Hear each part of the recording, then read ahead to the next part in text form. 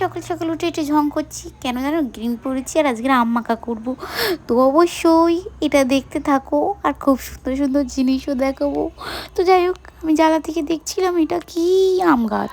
তো আম গাছ দেখি আর কি, মেয়েদের আম মাখা তো করতেই হবে, কিন্তু তার আগে আমগুলো তো তোমাদেরকে দেখাতে হবেই যে আমগুলো আসলে কীরকম দেখতে। তোমার বাড়ির ভিউজ যেন, এখানে গাছপালা অনেক সুন্দর দেখতে, তাই তোমাদেরকে দেখাচ্ছি, এছাড়া আর কিছুই না। আর আমরা মেয়েরা আম মাখা খেতে বড্ড ভালোবাসি। তো আর কথা না বলে যাওয়া যাক। আমি এখানে কোরিয়ানদের মতো লাভ করছিলাম, ট্রাই করছিলাম, কিন্তু করতে পারিনি। ধপ ধপ করে আমরা কি চলে গেলাম ছাদে।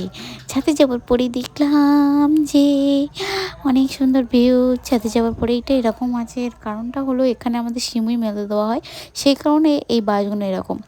এখানে দেখলাম একটা আম পড়ে আছে, তারপরে আর কি আমি তো আম দেখে অবাক। আর ভিউজটা আমার সত্যি, আমাদের নিজেদের বাড়ি বাট ভিউজ আমার দেখতে অবাক লাগে। অনেকেরই এরকম হয় যাদের বাড়ির সামনে এরকম ভিউ, কিন্তু তাদের নিজেদের দেখতে ভালো লাগে না, কারণ নিজের বাড়ি অল টাইম দেখে।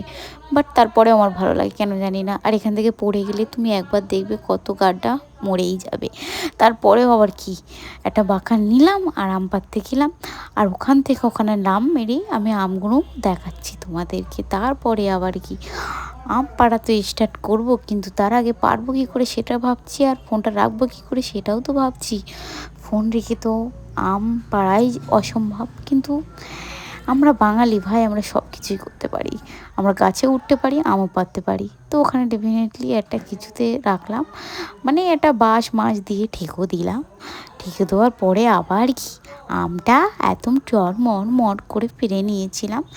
পাড়ার পরে আর কি, মনে একটা গান মনে হচ্ছে, গড়ি তেরা আম্বারা পেয়ারা কাঁচা লঙ্কা চানা মাখবো কি করে, তার চাকরে মেখে নিম তেল দিয়ে গাইবো কি করি, মাখবো কি করে। এবারে মাখা স্টার্ট, আম মাখা।